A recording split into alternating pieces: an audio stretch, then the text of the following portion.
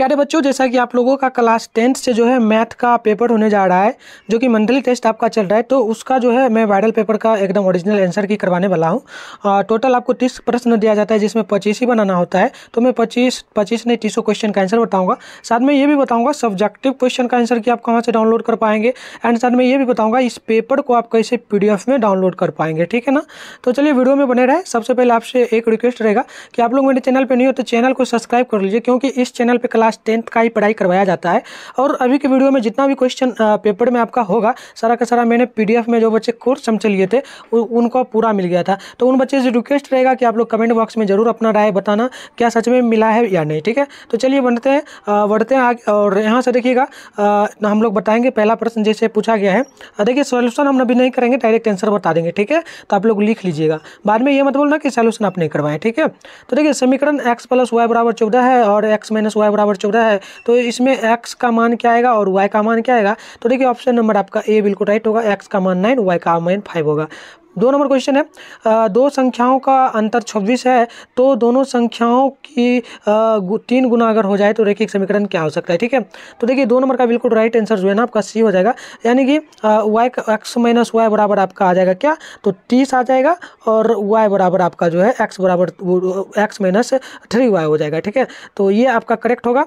अब चलिए यहाँ पर देखिएगा आपका जो है ना 3 नंबर प्रश्न है। प्रश्न पूछा गया कि यदि दो संपूरक कोण का बड़ा हिस्सा अपने लघुत्तम कोण 18 डिग्री से ज़्यादा हो और बड़े हिस्से का मान हो तो वैल्यू क्या होगा। ठीक है, तो 3 नंबर का भी ऑप्शन नंबर सी हो जाएगा, यानी कि 89 डिग्री। चलिए 4 नंबर प्रश्न है, यदि दो व्यक्ति का सम्मिलित आदमी जो है 8000 सम्मिलित आमदनी 8000 रुपये है, तो उनकी आमदनी का अनुपात जो है 9:7 है, तो क्या हो सकता है। ठीक है, तो देखिए इसका राइट आंसर करेगा आपका ऑप्शन नंबर जो है ना 4 का। देखिए थोड़ा सा हमें डाउट लग रहा है, तो 4 का आप छोड़ देते हैं। वैसे भी आपको जो है 25 क्वेश्चन ही बनाना है ना, तो मैं एक ही क्वेश्चन छोड़ा और सबका बता दूंगा। ठीक है, चलिए आप लोग देख लीजिएगा अगर बन पाए तो, नहीं तो जब PDF मिलेगा तो उसमें आंसर आपको मिल जाएगा करेक्ट ऑफ। ठीक है, चलिए देखिए यहाँ पर 5 नंबर पूछा गया, समीकरण a1x और प्लस में b1y प्लस में c1 = 0 है, तो इसका वैल्यू क्या होगा, अद्वितीय मान। ठीक है, तो ये दिया गया है ना, तो देखिए 5 का राइट आंसर नोट कर लीजिए, ऑप्शन नंबर बी हो जाएगा। ठीक है, चलिए अगली प्रश्न देखिएगा। अगली प्रश्न पूछा गया, देखिए ये अगली प्रश्न है 6 नंबर, समकोण त्रिभुज में सबसे बड़ी भुजा क्या कहलाती है। ठीक है, तो इसका राइट आंसर सी हो जाएगा, कर्ण। ठीक है, चलिए नेक्स्ट प्रश्न जल्दी से नोट कर लीजिएगा। देखिएगा यहाँ पर क्या प्रश्न दिया गया है। प्रश्न है 7 नंबर मैंने बताया था आपको, 6 नंबर तक मैंने बताया था ना। आप चलिए 7 नंबर से बता रहे हैं, 7 नंबर से यहाँ से आपका क्वेश्चन है। 7 नंबर है sin x × cosec x का वैल्यू क्या होगा, तो इसका मान जो है ना क्या हो जाता है, तो बिल्कुल सही ऑप्शन नंबर 1 सी हो जाएगा, यानी कि 1। चलिए अगली प्रश्न यहाँ पर आपका 8 नंबर प्रश्न पूछा गया, cos थीटा बराबर 21/29 है, तो sin थीटा का वैल्यू क्या होगा। तो देखिए इसका राइट आंसर जो है ना 8 नंबर का ऑप्शन नंबर बी होगा, 20/19 क्या हो जाएगा 29। चलिए अगली क्वेश्चन है 9 नंबर, समकोण त्रिभुज में कर्ण और भुज का आकार निर्देश थीटा कोण बनाती है, तो क्या होगा। ठीक है, देखिए इसका भी राइट आंसर जो है ना आपका क्या है, तो देखिए इसका राइट आंसर जो है 9 नंबर का करेक्ट ऑप्शन ये हो जाएगा, आधार। ठीक है, चलिए अगली प्रश्न को देख लीजिए जल्दी जल्दी। और आप लोग चैनल को नहीं सब्सक्राइब किए तो बार बार रिक्वेस्ट रहेगा कि चैनल को सब्सक्राइब कर लीजिए।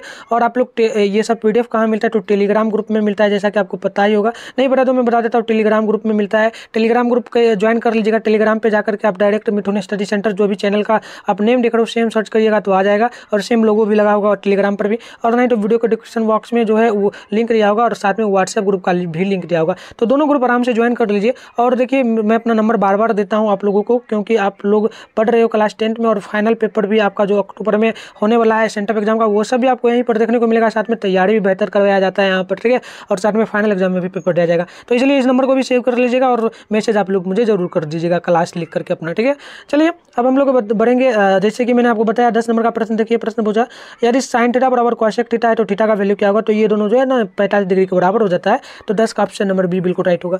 11 नंबर है cosec 90 डिग्री माइनस थीटा क्या होगा, तो ये आपका बिल्कुल जो है ना 11 का ऑप्शन नंबर ये हो जाएगा, यानी कि सेक थीटा। अगले प्रश्न है sin 18 डिग्री बट्टे में cos 72 डिग्री का वैल्यू क्या होगा, तो 12 का बिल्कुल राइट आंसर डी हो जाएगा, यानी कि 1 हो जाएगा। अगले प्रश्न देखिएगा 13 नंबर है, मूल बिंदु का निर्देशांक होता है क्या, तो देखिए इसका 13 का राइट आंसर डी होगा, 0 चूंकि 0 होता है। ठीक है, चलिए नेक्स्ट प्रश्न देख लीजिए जल्दी जल्दी। और आप लोग वीडियो को लाइक नहीं करें, वीडियो को भी लाइक कर लीजिए, क्योंकि आपका लाइक करने से जो है ना हमें थोड़ा सा अच्छा लगता है, तो मैं और भी जो कि जितना भी वायरल पेपर होगा सभी को लाऊंगा। ठीक है, तो आप लोग वीडियो को भी लाइक करते रहे, कंजूसी मत करिए, ठीक है। और अपना राय जरूर बताइए कि आपको क्वेश्चन मिलता है, क्वेश्चन तो वैसे सेम ही मिलता है, मुझे पता है, ठीक है ना। तो मिलता ही है तो आप लोग लाइक करो, कमेंट भी अपना कमेंट बॉक्स में अपना राय दिया करो ताकि और बच्चे को बिलीव हो, ठीक है। चलिए अब देखिए 14 नंबर क्वेश्चन है, एक्स निर्देशांक क्या कहलाता है, ठीक है। तो 14 का भी ऑप्शन नंबर ये हो जाएगा, यानी कि भुज। अगली प्रश्न है कि एक्स अक्ष पर वाई का निर्देशांक क्या होगा, ठीक है। तो देखिए 15 का भी ऑप्शन नंबर सी हो जाएगा, 0। अगली प्रश्न है 16 नंबर, किस चतुर्थांश में भुज और कोटि दोनों ऋणात्मक होती है। तो देखिए यहाँ पर 15 का भी जो है ना, 15 है 16, ठीक है ना, 16 है, 16 का भी ऑप्शन नंबर सी हो जाएगा, तृतीय में हो जाएगा, ठीक है। अब चलिए नेक्स्ट प्रश्न यहाँ से देखिएगा, चलिए यहाँ से देखिएगा प्रश्न क्या बोला जा रहा है। देखिएगा यहाँ पर प्रश्न है आपका 18 नंबर प्रश्न पूछा जा रहा है, बिंदु ए चूंकि बी तथा बिंदु दिया गया है माइनस ए चूंकि माइनस बी के बीच की दूरी क्या होगी, डिस्टेंस क्या हो सकती है, ये पूछी गई है। तो देखिए यहाँ पर आपका जो है करेक्ट ऑप्शन है। चलिए एक क्वेश्चन हमारा छूट गया क्या, चलिए ये पहले बता देते, पहले एक क्वेश्चन हम छोड़ रहे थे। 17 नंबर ने बताया मूल बिंदु से दिया गया है 3 चूंकि 4, तो इसकी दूरी क्या होगी, मूल बिंदु से 3 चूंकि 4 की दूरी, ठीक है। तो ये कितना नंबर प्रश्न है, तो एक बार देख लीजिएगा, ये प्रश्न 18 नंबर आपका होगा, तो 18 होगा क्या, एक बार सही से देख लेते हैं। चलिए बिल्कुल नहीं 17 नंबर होगा, 17 का राइट आंसर जो है ना सी हो जाएगा, क्या हो जाएगा, तो 5 यूनिट हो जाएगा, ठीक है, 5 इकाई होगा, 5 इकाई। चलिए अगली प्रश्न है 18 नंबर प्रश्न पूछा, ये प्रश्न अभी मैंने बोला था ना, तो 18 का देखिएगा ऑप्शन नंबर ए हो जाएगा आपका, ठीक है। क्या हो जाएगा, तो हो जाएगा 2√a² प्लस में b², ठीक है। चलिए अब पूछा गया है क्या, तो 18 के बाद 19 नंबर प्रश्न होगा, 19 नंबर है बिंदुओं x1 y1 और x2 y2 का रेखाखंड क्या होगा, ठीक है। तो देखिए इसका भी राइट आंसर जो है ना आपका 19 नंबर का सी हो जाएगा, यानी कि x1 + x2 / 2, ठीक है। अब चलिए अगले प्रश्न का जल्दी से आप लोग यहाँ पर आंसर देख लीजिएगा, यहाँ पर 20 नंबर होगा, बिंदु दिया गया है वो x1 y1 तथा एक और बिंदु दिया गया है x2 y2, तो इसका वैल्यू क्या होगा, तो इसका भी वैल्यू जो है ना, इसका रेखाखंड पूछा गया है, ठीक है। तो 20 का भी राइट आंसर भी हो जाएगा, ठीक है, तो करेक्ट ऑप्शन भी होगा। चलिए अब देखिएगा अगली प्रश्न क्या है, अगले प्रश्न का जल्दी से यहाँ से देखिएगा आंसर आप लोग देखिए। 21 नंबर प्रश्न क्या पूछा गया, प्रश्न पूछा गया कि समकोण त्रिभुज का क्षेत्रफल क्या होता है, तो इसका भी राइट आंसर जो है ना इसका ऑप्शन नंबर ए हो जाएगा, ठीक है।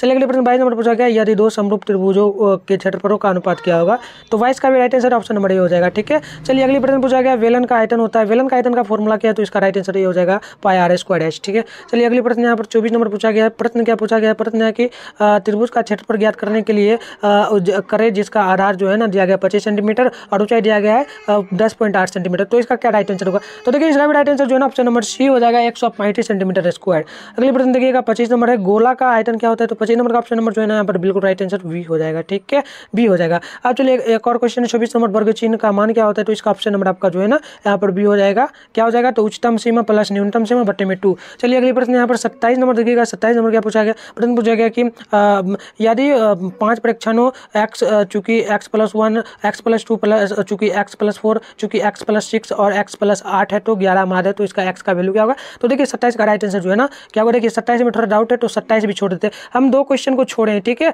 तो टोटल देखिए मैं 30 क्वेश्चन है इसमें, तो मैंने लगभग आपको जो है कितना क्वेश्चन का आंसर बता रहा है, तो 28 क्वेश्चन का मैंने बता ही दिया, जिसमें आपको मात्र 25 बनाना है, ठीक है। तो चलिए ये क्वेश्चन देख लीजिएगा आप, 28 का देखिए 28 का आंसर क्या हो जाएगा, तो 28 का निम्नलिखित में से कौन केंद्रीय प्रवृत्ति की माप होगी, नहीं होगी, ठीक है, ये पूछा था, ऑप्शन नंबर डी हो जाएगा, यानी कि परिसर। अगले प्रश्न देखिएगा पूछा गया 29 नंबर, निम्नलिखित में से किसका मान आलेख के में निकाला जा सकता है, तो 29 का भी ऑप्शन नंबर हो जाएगा, ठीक है, माध्य का।